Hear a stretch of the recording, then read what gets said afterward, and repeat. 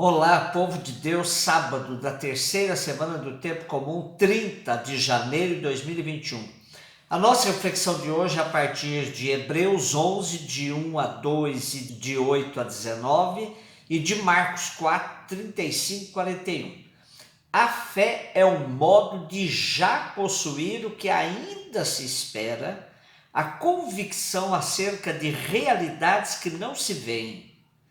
Insistindo na fé e no testemunho, os primeiros versículos do capítulo 11 fornecem o princípio de interpretação que será aplicado a todos os acontecimentos mencionados a seguir.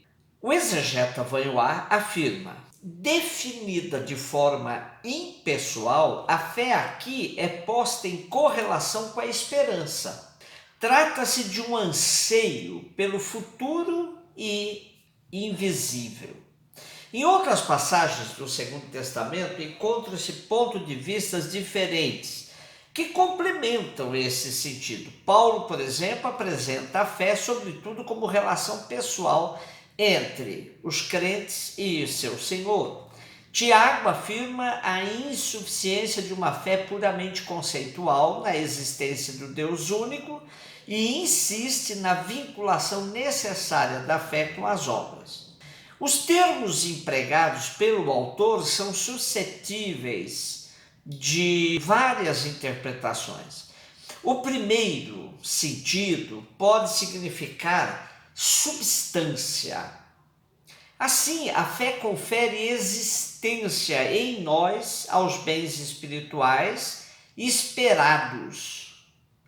Também se entende como garantia, título de posse, o que pode parecer ser o sentido do nosso texto de hoje. Outros preferem o sentido de uma firme confiança, convicção íntima, argumento, prova, meio de saber.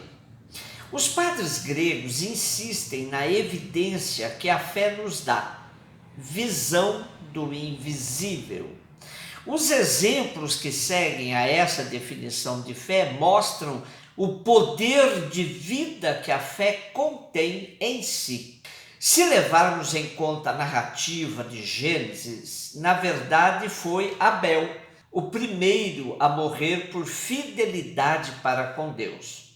Mas o importante mesmo, se a gente consegue, então, é ler todo o capítulo 11 da carta aos Hebreus e ir verificando lá no Primeiro Testamento o testemunho das figuras históricas aqui referidas, como pessoas que agiram motivadas pela fé.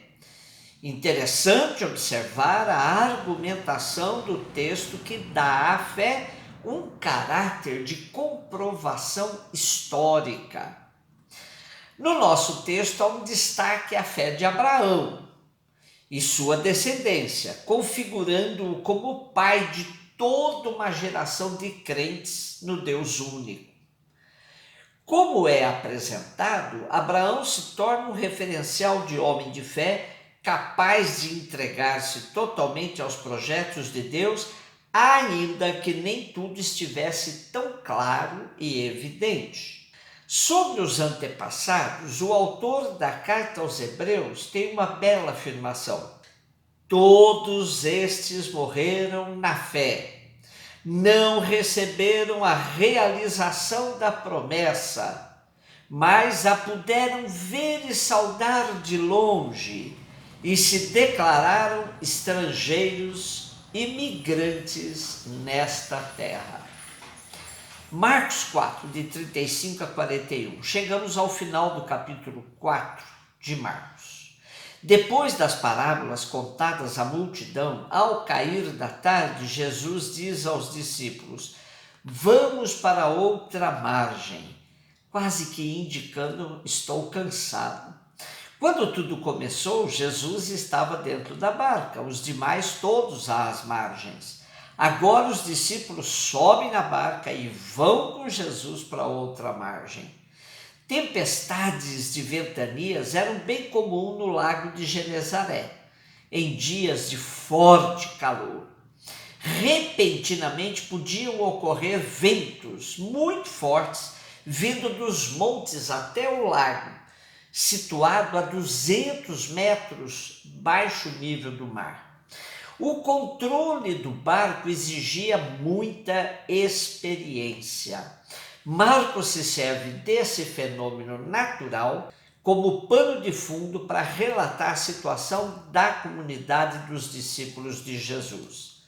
As últimas 3 décadas do primeiro século foram marcadas, sim, por perseguições, verdadeiras tempestades que agitavam o barco da igreja nascente.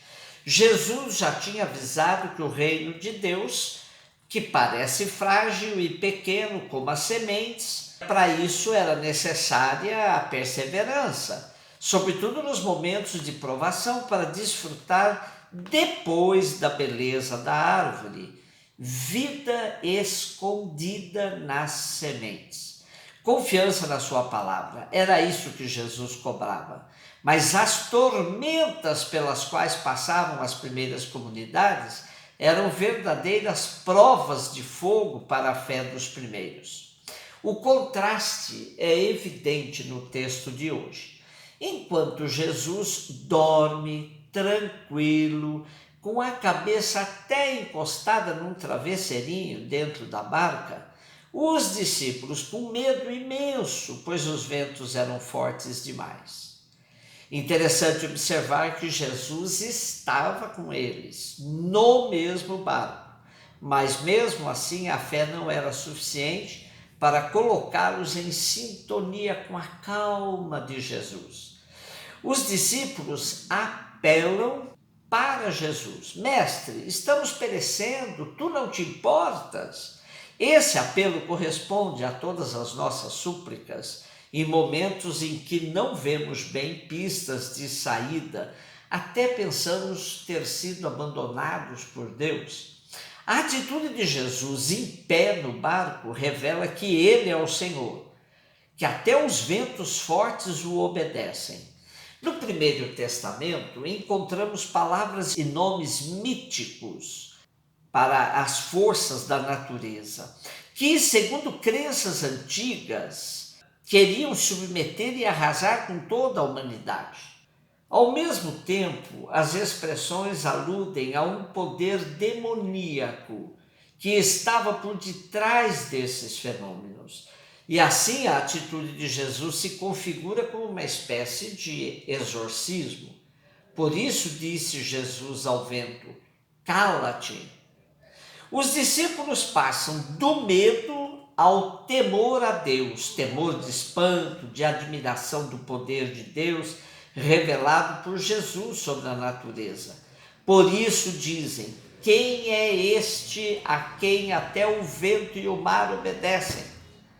Jesus cobra dos discípulos uma atitude mais firme, mais decidida, para que não titubeiem nos momentos de perseguição, dizendo-lhes: por que sois tão medrosos? Ainda não tendes fé? Por trás dessa narrativa de Marcos aparece, na experiência do salmista, lá no Salmo 107, versículo 23 seguintes, que diz assim: desciam em navios pelo mar, comerciando na imensidão das águas. Eles viram as obras de Javé no alto mar, as suas maravilhas. E ele disse: e levantou um vento tempestuoso que elevou as ondas do mar. Eles subiam ao céu e baixavam ao abismo. Sua vida se agitavam na desgraça. Rodavam balançando como bêbado. Sua habilidade toda foi tragada. E gritaram a Javé na sua aflição. Ele os livrou de suas angústias. Transformou a tempestade em leve brisa, e as ondas emudeceram. Alegraram-se com a bonança, e ele os guiou ao porto desejado. Então isso nós temos no Salmo 107. Seguramente Marcos se apropriou dessa experiência para narrar a tempestade em alto mar de hoje. Olhando a nossa situação atual, entendemos o quanto se exige de nós para mantermos a certeza da presença de Jesus Cristo em nosso barco, ainda que tenhamos a impressão de que ele dorme.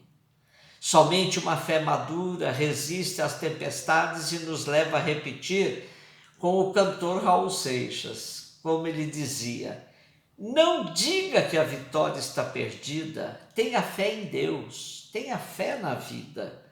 Tente outra vez. Nossa fé nos leva a persistir na busca do bem, mesmo que os fracassos queiram nos sufocar.